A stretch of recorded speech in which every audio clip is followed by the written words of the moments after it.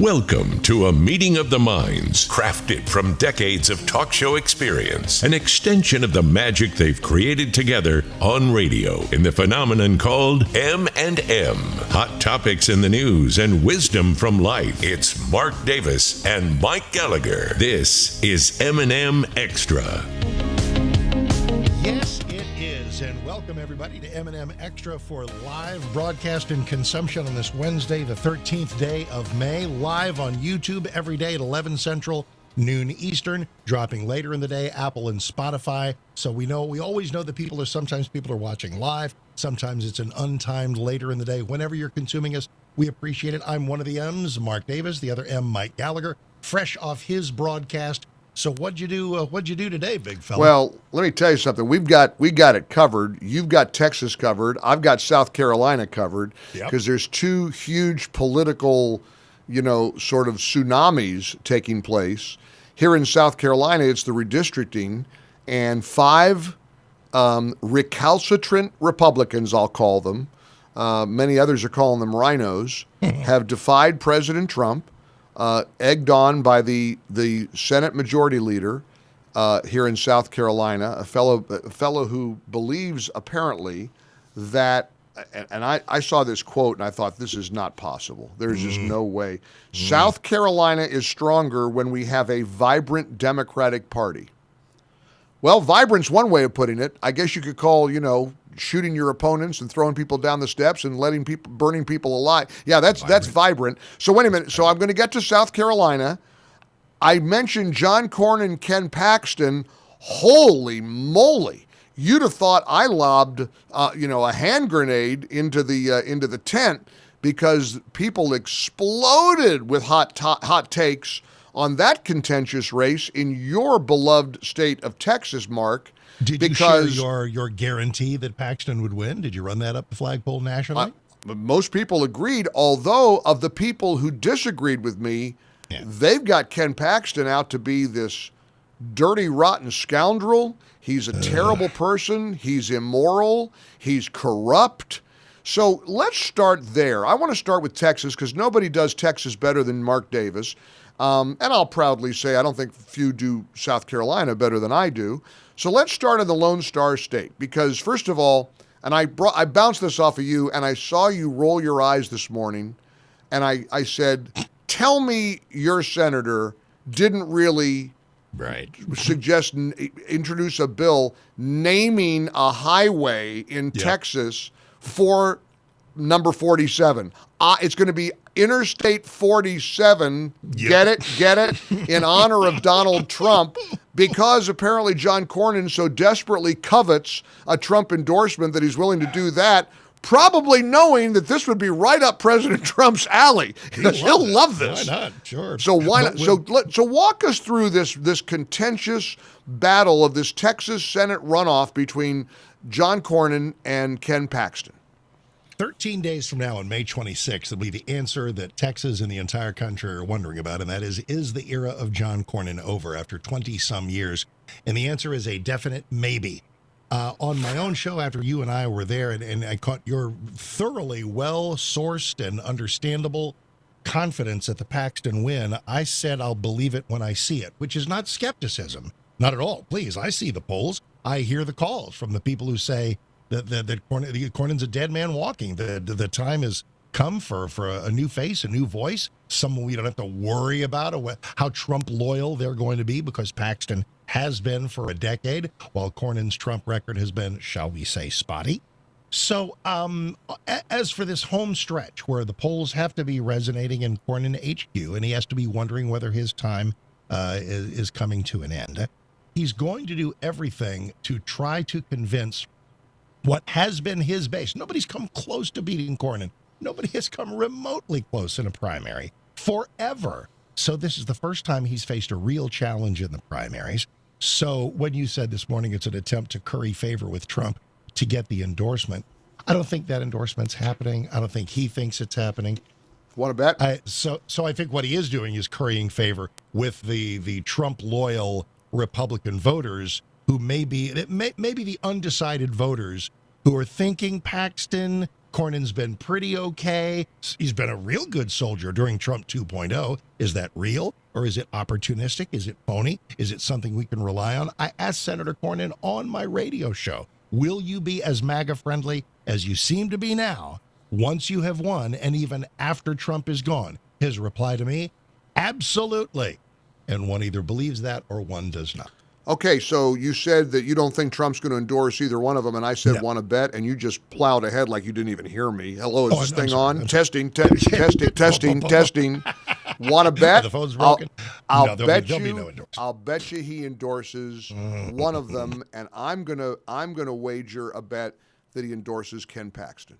I That would be the more characteristic one to make, but he's not going to put a shiv in the ribs of a sitting United States senator who has been a good soldier during Trump 2.0. now there's the highway. Now there's I-47. I mean, how can he? There will be. I may have to eat this. I really may have to eat this. There. We would have had one by now. There's 13 days to go. There will be no Trump endorsement, and there should be no Trump endorsement. Okay, let's make it interesting. He should leave this to. Texas voters. Let's make it interesting. Oh, Lord. Come up with the best steakhouse that you and Lisa love in North Texas. Think Papa's. about, Papa's. Papa's? Done. Is that it? All right. Yeah, right. We're 35 and Loop 12 split. You bet. Dinner at Papa's. Yeah, you're coming in for that? How's this work? I'm going to be there for the donor thing coming up in a couple of weeks, right? Is that in June? It's a Monday in the middle of June, I believe. Isn't it? So by then we'll know if Trump has endorsed anybody or not, right? Yes, we will. We'll know. We'll know. You want to take my wager? I'll bet you dinner at Papa's. All right. That Trump is going to endorse I'll give you either one. I am so convinced there will be no endorsement. If he endorses either candidate, you win. Right. And if he doesn't endorse, if he contradicts stays out of himself, because he said a week ago he's going to. He said he's going to endorse one of them. Careful. No, he did not. Yes, he did. The question. Listen. What did he say? The question was why haven't you endorsed, or are you going to endorse? His response was, something along the lines of, I'll make a decision soon. One of those and the decisions, there are three decisions: endorse Cornyn, endorse Paxton, or choose not to endorse. That is the decision he will make. He did not say, I will endorse one of them or one or the other. He said, I'll make a decision soon, and his decision, his best decision, his likely decision, is to stay out of it. I bet you. Literally bet you. So the decision. Oh, so I see what you're saying. See what I mean? He's kind of parsing his words when he says, "I'll make a decision." Yes. That's going to be a decision not about who to endorse, but whether to endorse or not. Whether to endorse. Exactly. I mean, All and what's really wild, Mark, is how Trump has played kingmaker in Republican politics. Last night he was 9-0. Yeah. Trump-endorsed candidates in West Virginia and in Nebraska.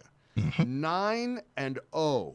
He has endorsed so far, according to Ballotpedia, 286 candidates in Republican primaries across the country, including weighing in on 33 primaries for U.S. Senate. But he is staying out of this race, and I look, your instincts are great, and you know Texas politics as well as anybody in America.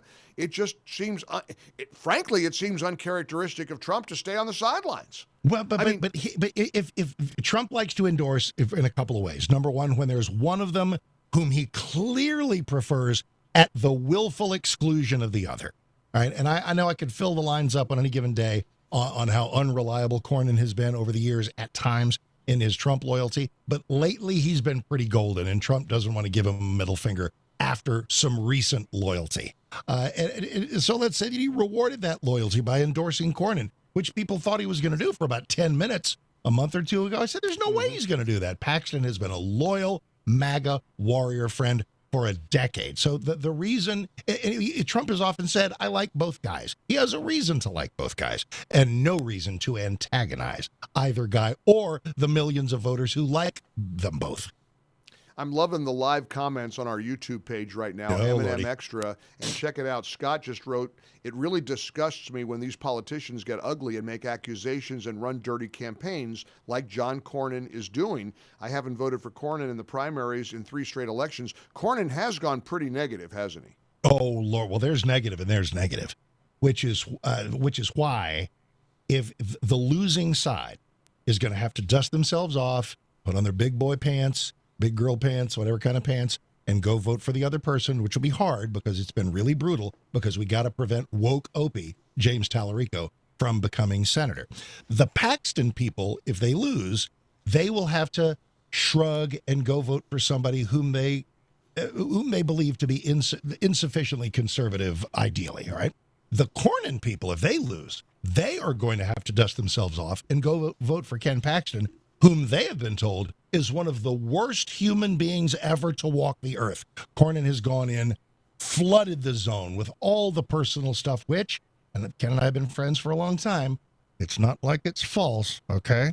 So, but he has chosen to weaponize this. Wait a minute. But rewind. The personal stuff, the corruption stuff is stupid.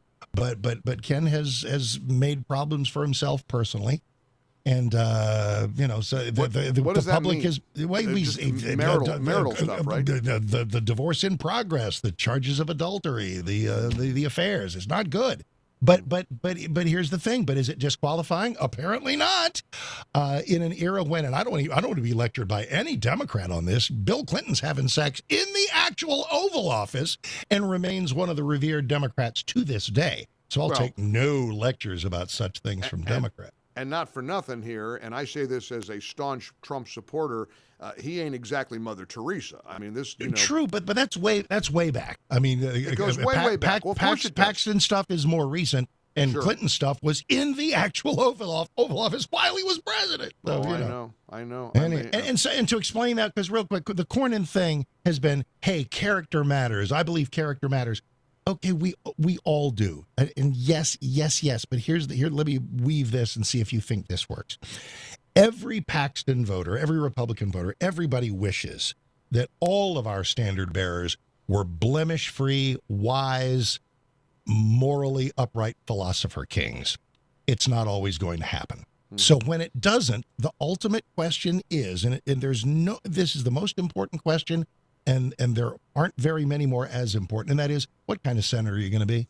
What kind of senator are you going to be? And so the desire for grassroots, MAGA-friendly Republicans in Texas to have a guaranteed Trump harmonious senator, in order to get that, they're willing to have a heaping helping of forgiveness for Attorney General Paxton, and I do not blame them. If the theme, don't blame them for having that attitude. And if the theme is indeed with President Trump, and I know the response to people who, attack him for, multiple marriages or, having any kind of alleged, improprieties, if the argument is we're not electing our pastor, and I think that is important. We would love to have, like you said, virtuous people in their personal lives, we're not electing our pastor. What kind of job can you do for the American people? What can you do about the economy? What can you do about the border? What do you do? Do you support law enforcement or not? Do you support the U.S. military? Well, that same standard has to apply to Ken Paxton. Well, it does, but also on I'll tell you what, on religious issues. President Trump has not walked the same evangelically reliable walk that a lot of people have in public life.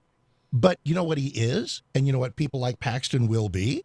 They will be an M1 Abrams tank plowing through the woke garbage that threatens all of our religious freedom, threatening to marginalize and even criminalize Judeo-Christian beliefs. So that is why the evangelical support will not subside. It's not because evangelicals know that President Trump has done more on behalf of religious liberty than just about any other president that can come to mind. He's done an extraordinary job of protecting the rights of Christians and people of faith. There's just and again, he is an imperfect vessel. I'm never going to accuse. Look, I've always said this. I don't know. on the number of occasions I've been able to sit down with him and talk to him or interview him, or I've been very lucky to go to the Oval Office a few times. He's a delightful guy to be around in person. I don't know if he's somebody who I would typically be a friend with. I don't know. I don't know. Who knows what? I would. I'd hang with him. I'd hang with him all day. He's a lot of fun. He's a lot of fun, and he is the funniest guy in the world. Speaking of funny, I got to tell a quick story about, you mentioned Bill and Monica in the Oval Office, and you and I were very, very privileged and very blessed to be invited to the Oval Office to meet with George W. Bush. Yep. And I got to go a couple of times, and I don't think this was your visit, but one of the visits I was there, President Bush actually gave us a tour of the Oval Office area, including sort of the outer sanctum. And right off the Oval Office is a little room. Oh, Lord. It's a study, okay? I Now, bet it is. It's a study, all right. And when we were there, President Bush took us in there to show what was in that room. And what was in that room, incidentally, was a collection of George Bush bobbleheads, which was really funny. And then there was a giant revolver in a glass case. And President Bush lifted up that case and was showing us it was the gun that Saddam Hussein had with him in the spider hole he was in when he was captured. Cool. Oh, that's a souvenir, man. And that was presented to President Bush as a token of thanks. Sweet. Anyway, while he's standing there holding this glass case and he's looking at it, he's looking down at it. One of his aides, and I forget for the life of me, I can't remember who said it, but they said in a very loud voice, "Hey, fellas, you know what this room is, don't you?" Oh, no. Now, the room is known as the ante room.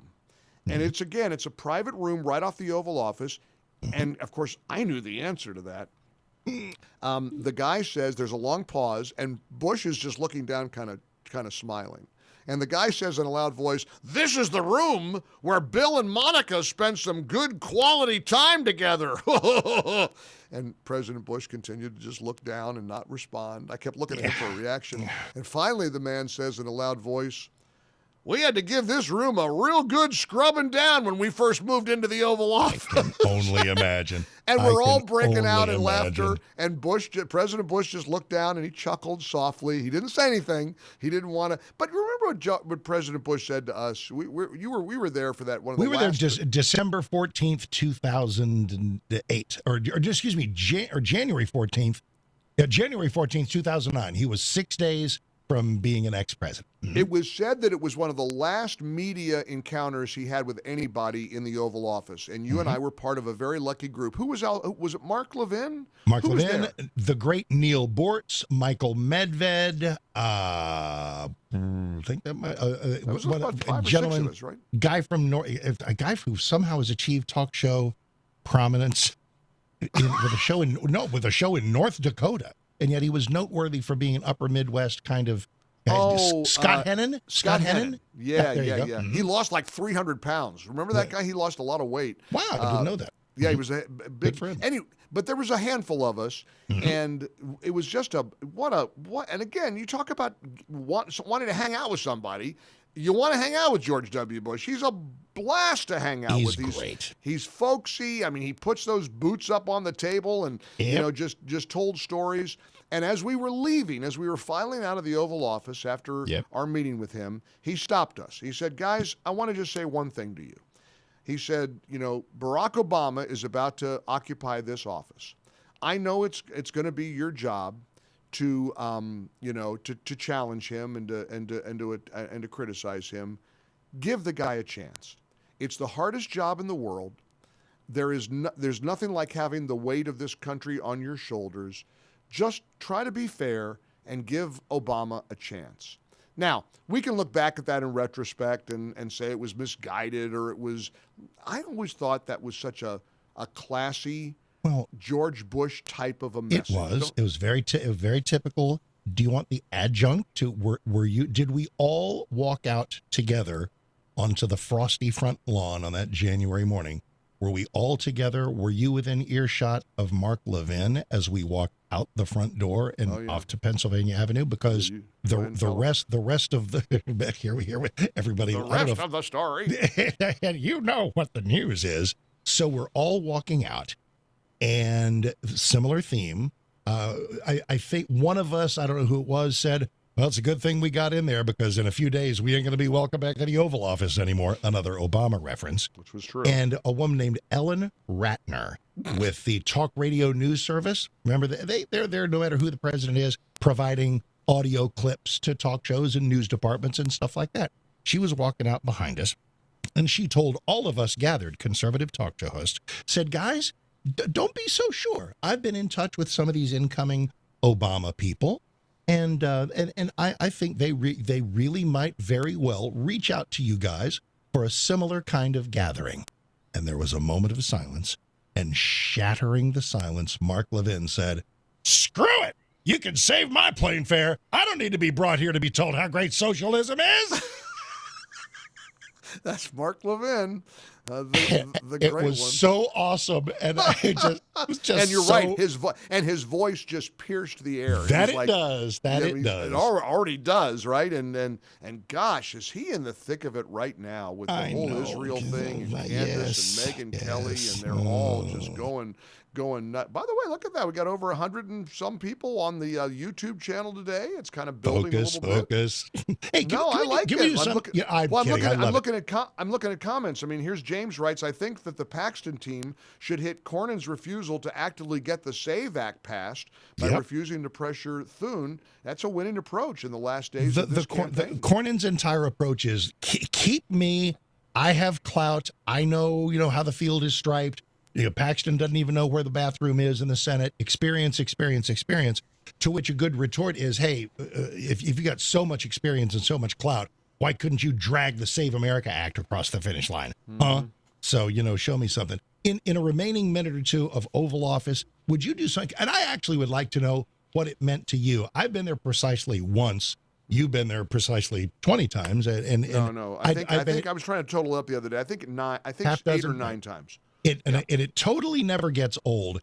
Can we take a couple of minutes? Because if I were driving around listening, just a minute on whoever the president is, because I will never forget what it is like to walk in and sit down. And because when President Bush was talking, and he was, I think he ran long with us. And did you have listeners go, hey, you need to tell him that the bailouts were wrong? Stop it. You don't go in there. No. He's 6 days from. You're not going to argue with the president in the Oval Office. You don't remember when I asked him about pardoning one of the Border Patrol agents, and he got mad at me, and he said, "Were you there for that? Was that your visit?" Okay, wait a minute. Okay, finish the story, and maybe there was a Border Patrol agent who was being charged criminally because he shot an illegal, and there was a big hue and cry, and there was a belief that President Bush could commute or his sentence or pardon him. Right. Well, I thought, I'll bring it up. I don't know any better. What did he say? What did he say?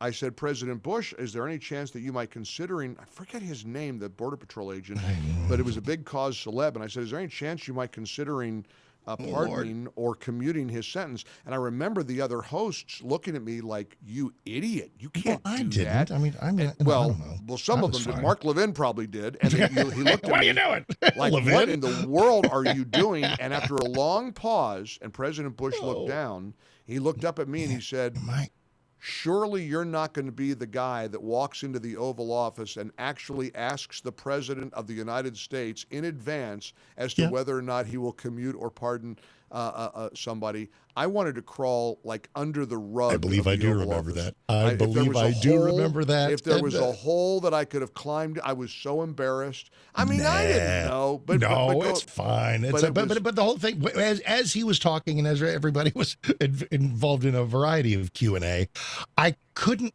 keep from. His words were still in my ear. I was still paying attention. I wasn't zoning out.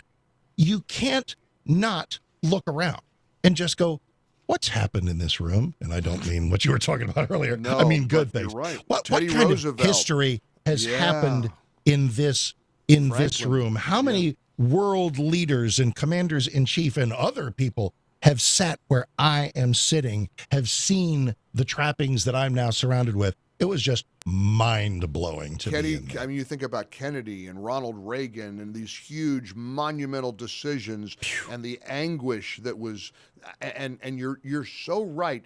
I've shared this many times and every single time I've gone, it's so easy to be so distracted. And you don't listen to President Trump. You don't even listen to. I mean, I was in there like looking around. Mike, I'm talking. Can I get you something? Well, Hello? it's hard. Well, when President Bush too, because if you remember, the door was propped open. And those damn dogs were coming in and out of the Oval Office. He had those little terriers. You remember that? I remember thinking, first of all, and I'm not trying to get anybody in trouble here or talk out of school, but the carpet was dirty, which I thought was astounding. And by the way, the carpet ain't dirty in the Trump administration. No. He's a bit of a germaphobe. Housekeeping has been by. Now, I will say this about Trump's modifications to the Oval Office. It kind of looks like Versailles on steroids. I mean, there's gold leaf. You like gold? Gold? If you don't like gold, you'll break out in hives when you go to the Oval Office these days. Tremendous. The president likes his gold, and in fact, have you seen the gold, like the kerchief sign outside the Oval Office? It says the Oval Office. as if people need clarity on where they are. But he put one up. He put it up. It says, that's tremendous. That's tremendous. It's something. I don't know, tremendous, but that's okay. But you get distracted, and you're watching. I was watching the dogs come in and out, and I was also very intrigued by the bad acoustics in the room. I mean, it's an oval. It is the Oval Office. Yep. And the sound it's not dead. It's like really weird. Your voice bounces around in there kind of strangely. But you're right, Mark. You think about how blessed we have been to get to go to that seat of power, that crazy. Arguably the most famous room in the world. Yep. The Oval Office, and to have been there on a number of occasions. All right, let's talk about, if we can, I want to talk China, because Let's do. This is 3 years ago. We were at a low point within our relationship with China. Bunch of diplomatic disputes and worries about Taiwan. The Biden administration, the way Axios tells the story, the Biden administration decided to pull out all the stops to try to build a rapport between Biden and Xi Jinping, but it didn't come together. I mean, Biden didn't know what he had for breakfast, so that wasn't going to work. So the way some reporters are describing this, Trump and Xi are engaged in a bid for a grand bargain between the two superpowers.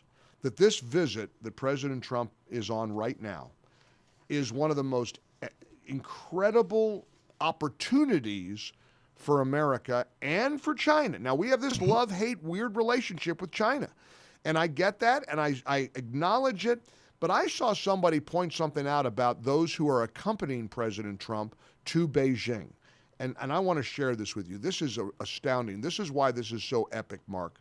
Mm-hmm. So, in addition to, the normal delegation and the security and the reporters and all that, there are a number of world leaders, CEOs, some of the biggest CEOs in the world aboard Air Force One. We're talking the CEOs of Tesla, NVIDIA, Apple, BlackRock, Boeing, Goldman Sachs, Citigroup, GE, Qualcomm, Micron, Blackstone, Cargill. They were all on Air Force One. Trump confirmed that many other undisclosed CEOs are on the plane. Mark, this is the largest corporate delegation ever to accompany a sitting U.S. president. Which I love. Think about that. The guy I was referring to is Elon. Elon on the plane tweeted. Elon Musk, Air Force of course, One. is on the plane as well. And what do you think is the message of that? Well, first of all, the ask is that Xi will open China's market to U.S. business. And he'll do it directly and with great pomp and circumstance on camera, in front of the world, 12 of the world's most powerful CEOs in the world in the room with him at the time. The combined market cap of the companies represented. You want to put that on paper? And if there's a deal announcement, if there is something like that, and every CEO on the plane need something specific from China. They need chip licenses. They need manufacturing access. If Xi says yes to even half of what they want, the trade war framework changes immediately, overnight.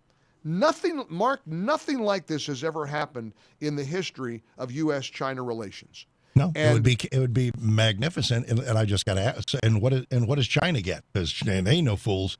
What does China get? What are we going to have to give them? Well, that's the concern, and the fear break on the how about a break on the tariffs? That's probably the tariffs, of course, you start there. But the worry is that whatever we give them, and you're so right, they're going to have an expectation of something in return. Mm-hmm. We got to be, and Trump's got to be very careful not to compromise national security, not to give away. Because look, China is, I mean, do you describe them as an ally or an adversary? Oh, they're not an ally in any way, shape, or form. They are a trading partner, and that just means money traveling in both ways. Doesn't it? No, not at all. An ally implies goodwill. It implies friendship, which there can be moments of, and which I hope there are moments of during this visit. But ally means ally. No. I think that enemy might be overstated. Rival works very well. Adversary, I think, works pretty well. And that's why anything we do, I don't trust him as far as we could throw him. And as far, there was a story that broke this past few days. There's something I absolutely don't want. Amid all these business deals traveling back and forth and these deals that might be of benefit to American companies, I think that's great. But I think what China also wants to do is invest about $1 trillion in the acquisition of enormous amounts of American property to start businesses in America, which any other country we'd say, great, invest in America. I actively do not want trillions of dollars of Chinese business foothold on American soil. So I don't know how we gracefully say no to that. Well, or should we? Should we? Do you agree with me on that? The outcome of President Trump's historic visit to China could move markets more than any Fed meeting or any decision about interest rates could ever do. And this is what I did on the show today, and I want to close today's episode by bouncing this off of you, my friend. Mm-hmm. I have this strange, overwhelming feeling of optimism about the next 6 months. I've just got this feeling that this war in Iran is going to end, that the Strait of Hormuz is going to open, that there is going to be a breakthrough, remarkable result from Trump's China visit, which is also going to help the economy. Because right now, let's face it, everything is affordability. That's the challenge that the Trump administration is facing right now. And, you know, I've been talking to a number of people on Capitol Hill and people who quietly tell me with great confidence, and a lot of them are saying it publicly, you watch and see what happens to gas prices when the Strait of Hormuz reopens. Yeah, buddy. It's going to be dramatic. It won't be instantaneous, and it doesn't have to be back down to $3. But if it's at $4.50, if it goes to $4.60 or $4.70 before we're done, if it drops 50 cents in 2 weeks, at least everybody will have the feeling that it's going in the right direction. But it won't be enough. It won't be enough. And what I'm being told is it's going to go way below $4, $3. How quickly? Quick. Senator Lindsey Graham told a local reporter the other day, you will be stunned at how quickly it drops.